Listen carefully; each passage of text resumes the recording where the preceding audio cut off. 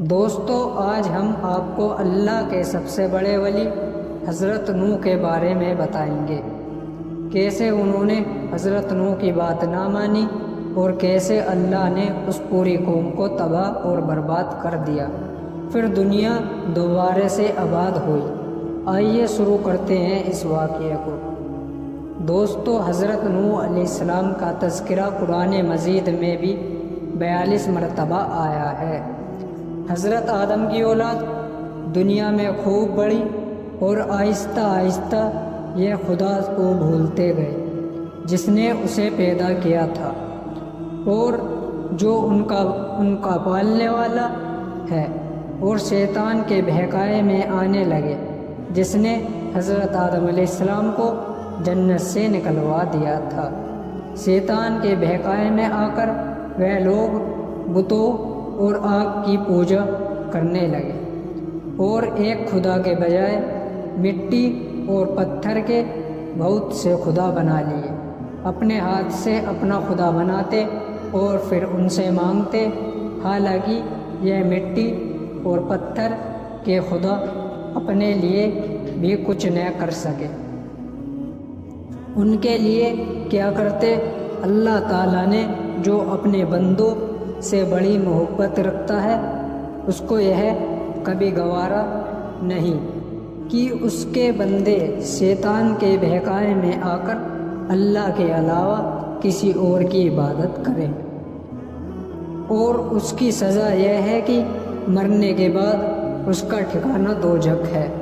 اللہ پاک نے حضرت نوح علیہ السلام کو اپنا نبی بنا کر بھیجا۔ اس زمانے میں لوگوں کی عمر بہت بڑی بڑی ہوا کرتی تھی۔ آپ حضرت نوح علیہ السلام 950 سال تک اپنی قوم کے ساتھ رہے اور ان کو سمجھاتے رہے، اے لوگو، صرف ایک اللہ کی عبادت کرو اور میرا کہا مانو، وہ تمہارے گناہ بخش دے گا۔ لیکن لوگوں نے حضرت نوح علیہ السلام کی باتوں کو نہ مانا اور اپنے کانوں میں انگلیاں دے لی اور کپڑے اوڑھ لیے تاکہ حضرت نوح علیہ السلام کی آواز کانوں تک نہ پہنچے۔ حضرت نوح علیہ السلام نے ہمت نہ ہاری، وہ برابر سمجھاتے رہے اور کہتے رہے، اے لوگو، اللہ سے معافی مانگو، وہ بڑا معاف کرنے والا ہے۔ وہ تم پر آسمان سے بارش برسائے گا تاکہ تم خوب اناج پیدا کر سکو، اور اس کے ذریعے سے بڑے بڑے باغ پیدا کر دے گا، اس میں نہریں پیدا کر دے گا، تمہیں مال وہ دولت دے گا اور بیٹے دے گا۔ تمہیں کیا ہو گیا ہے کہ تم خدا کو نہیں مانتے، حالانکہ اس نے آسمان بنائے، چاند اور سورج بنائے۔ اس نے تم کو مٹی سے پیدا کیا اور پھر اسی مٹی میں ایک دن تم مل جاؤ گے، اور پھر قیامت کے دن اسی مٹی سے تم کو دوبارہ زندہ کرے گا۔ لیکن لوگوں نے اپنے بتوں کو نہیں توڑا اور نہیں چھوڑا۔ حضرت نوح علیہ السلام کہنے لگے کہ ہم اپنے بتوں کو ہرگز نہ چھوڑیں گے، اور ہم تو تم کو بھی اپنے جیسا آدمی دیکھتے ہیں، اور تمہارا کہنا بھی صرف چند غریبوں نے مانا ہے۔ مطلب حضرت نوح علیہ السلام کا کہنا صرف چند غریب لوگوں نے مانا تھا۔ تم جھوٹا سمجھتے ہو ہم کو۔ حضرت نوح علیہ السلام نے کہا کہ اے میری قوم، میں تم کو جو نصیحت کرتا ہوں اس کے بدلے میں تم سے کوئی مال و دولت نہیں چاہتا۔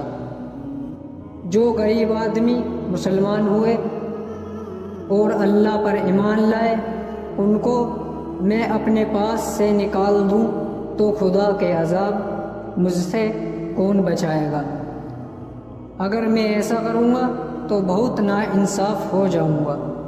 ان کی قوم کے لوگ نے کہا، اے نوح، تم نے ہم سے جھگڑا بہت کر لیا، اگر تم سچے ہو تو جس عذاب سے تم ہم کو ڈراتے ہو وہ لے آؤ۔ حضرت نوح علیہ السلام نے کہا کہ جب اللہ پاک چاہے گا عذاب لے آئے گا۔ اس سے آگے کا واقعہ جس میں نوح علیہ السلام نے کشتی بنائی اور اللہ کا عذاب آیا ان پر جس نے اللہ کی بات نہ مانی۔ جانیں گے اور آگے کی بات اس کے پارٹ 2 میں۔ اتنے آپ ہمارے دینی تعلیم چینل کو لائک، کمنٹ اور سبسکرائب کر کے بیل آئیکن ضرور دبا دیں۔ ہم ایسی دین کی باتیں لاتے رہتے ہیں۔